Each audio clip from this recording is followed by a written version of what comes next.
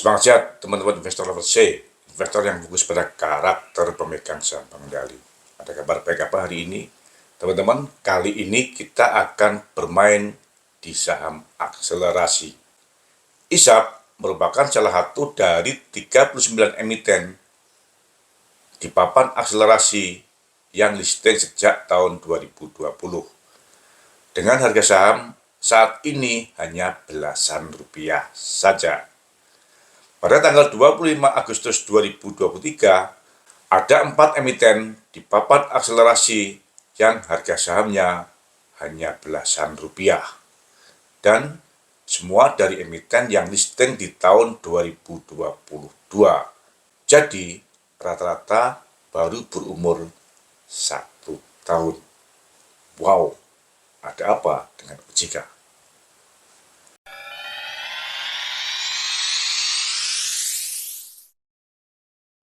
Selamat datang di Investor Level C.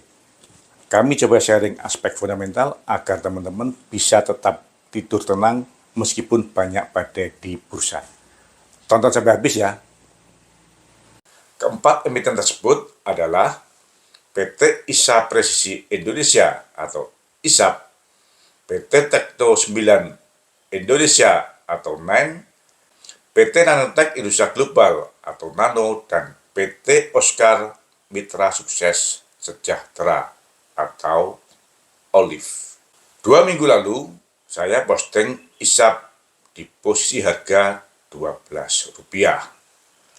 Penurunan berlanjut sampai di harga Rp10 atau sama dengan nilai nominal harga sahamnya. Lalu, harga ISAP berbalik dan pada tanggal 25 Agustus 2023 ditutup di harga Rp16.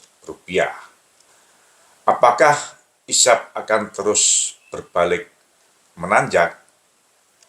Saya coba bedah ISAP sesuai dengan laporan keuangannya.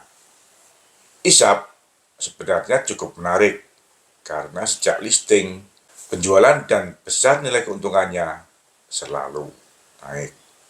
Namun, tingkat keuntungan atau rasio antara laba dibanding dengan jualan sejak listing menurun dari 7% menjadi hanya 2% saja. Padahal dalam 6 bulan terakhir penjualan naik 300%. Dari 21 miliar menjadi 60 miliar. Mantap kan? Meskipun ROA dan ROE cenderung naik, namun tingkat ROA dan ROE juga masih sangat rendah. ROA hanya 1,6%, sementara ROE hanya 1,7%. Masih jauh di bawah bunga deposito rata-rata 5% per tahun. Saya coba kembali ke tujuan IPO dari ISAP pada akhir 2022. Saya dapatkan tujuan IPO-nya 97% dari dana IPO disalurkan kepada pihak ketiga yang merupakan subkontraktor atau suppliernya. Ada 4 supplier yang masing-masing menerima dana IPO rata-rata sebesar 24%. 3% dana hasil IPO yang digunakan sendiri oleh ISAP. Padahal apabila dana IPO tersebut diinvestasikan dalam deposito dengan bunga 5% saja, dalam 1 tahun, ISAP akan menerima bunga deposito lebih kurang sebesar 7 miliar atau 3 kali dari ROE-nya. Di sisi lain, ISAP masih mempunyai posisi kredit ke bank dan pihak ketiga dengan bunga sebesar 600 juta per tahun. Aneh kan? Dananya luber, namun dipinjamkan kepada pihak ketiga. ISAP sendiri masih punya hutang yang berbunga. Dari perubahan laporan keuangan sejak listing sampai dengan Juni 2023, dapat kita monitor bahwa perubahan aset ISAP menunjukkan masih sesuai dengan tujuan listing. Dana hasil listing sebesar 140 miliar pada akhir 2022 masuk pada uang muka dan biaya dibayar di muka pada neraca di 2022. Lalu, pada Juni 2023, uang muka turun dari 141 miliar di tahun 2022 menjadi 92 miliar di Juni 2023. Sebesar 53 miliar telah berubah menjadi persediaan. Sehingga persediaan meningkat dari hanya 1 miliar menjadi 54 miliar. Wow. Perubahan persediaan ini dapat kita monitor pada laporan asetnya. Pada tahun 2022 dan Juni 2023 ada peningkatan daset sebesar 54 miliar. Jadi, menurut saya ada 3 catatan penting untuk ISAP. Yang pertama, meskipun dalam 6 bulan terakhir penjualan meningkat 3 kali, dari 21 miliar sepanjang tahun 2022 menjadi 60 miliar sampai dengan Juni 2023, namun total persediaan meningkat 54 kali, dari hanya 1 miliar menjadi 54 miliar. Artinya, peningkatan penjualan tidak dapat mengimbangi inefisiensi produksi akibat peningkatan persediaan. Yang kedua, kita patut mempertanyakan apa yang diperoleh oleh ISAP dengan memberikan uang muka yang cukup besar kepada suppliernya atau subkontraktornya.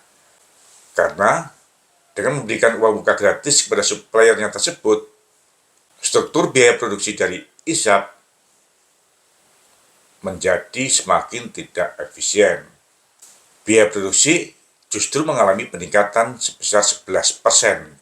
Dari 82% di tahun 2021 menjadi 93% pada Juni 2023. Artinya, dengan memberikan uang muka yang cukup besar tersebut, ISAP tidak memperoleh harga produk yang lebih murah dari para suppliernya.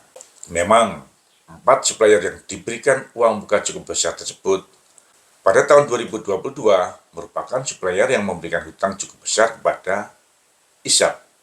Namun setelah IPO, kondisinya berbalik. ISAP memberikan uang muka pembelian kepada 4 suppliernya 10 kali lebih besar dari hutang yang pernah diterima oleh ISAP dari keempat suppliernya tersebut. Gila kan? Yang menurut saya cukup janggal, ISAP menyampaikan bahwa keempat suppliernya tersebut bukan merupakan pihak yang berrelasi. Benarkah? Yang ketiga, dari data keuangan sejak 2021 sampai dengan Juni 2023, menurut saya normalnya trade cycle dari ISAP hanya 60 hari. Sehingga dengan penjualan saat ini, ISAP hanya butuh modal kerja lebih kurang sebanyak 20 miliar. Artinya, dengan perolehan dana IPO sebesar 140 miliar, maka cash flow ISAP sangat luber. ISAP harusnya bisa menihilkan hutang modal kerjanya yang berbunga, sehingga lebih efisien. Memang terjadi anomali pada akhir 2022, di mana 4 supplier dari ISAP memberikan hutang yang cukup besar.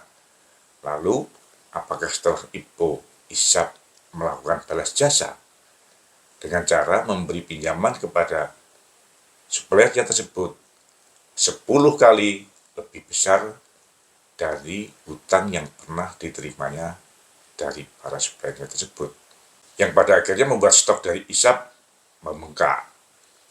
Apabila tren peningkatan stok tersebut berlanjut, maka risikonya cukup tinggi bagi ISAP, karena ISAP akan mengalami overstock yang akan berbahaya bila terjadi perubahan desain dari kendaraan. Lalu, bagaimana perbandingan posisi stok dari perusahaan sejenis? Sesuai dengan prospektusnya, ISAP menyampaikan pesaing utamanya adalah auto dan RMA. Meskipun menurut saya skala usahanya sangat tidak seimbang. Sesuai dengan laporan keuangan pada BII, saya dapatkan rata-rata umur persediaan dari auto hanya 60 hari. Rata-rata umur persediaan dari DRMA hanya 45 hari. Namun, rata-rata umur dari persediaan ISAP meningkat dari 60 hari pada tahun 2021 menjadi 171 hari pada Juni 2023. Kita mesti ingat, pada posisi Juni 2023 masih ada uang muka di keempat supplier sebanyak 92 miliar. Sehingga apabila keempat supplier tersebut terus memproduksi, maka risiko dari persediaan ISAP untuk membengkak akan semakin tinggi dan menjadi semakin tidak efisien. Jadi tetap waspada ya atas peningkatan harga saham ISAP. Dan tentu investor retail berharap ada penjelasan yang lebih detail dari manajemen ISAP. Apakah keempat suppliernya akan terus memproduksi dengan kondisi stok saat ini yang masih melimpah? Teman-teman, jaga kesehatan dan kita lihat perkembangan harga ISAP selanjutnya. Semangat ya! Terima kasih telah menonton. Jangan lupa kasih komen agar channel Investor Level C dapat lebih berkualitas. Dan jangan lupa sharing agar teman-teman yang lainnya bisa mendapatkan manfaat dari channel Investor Level C. Terima kasih.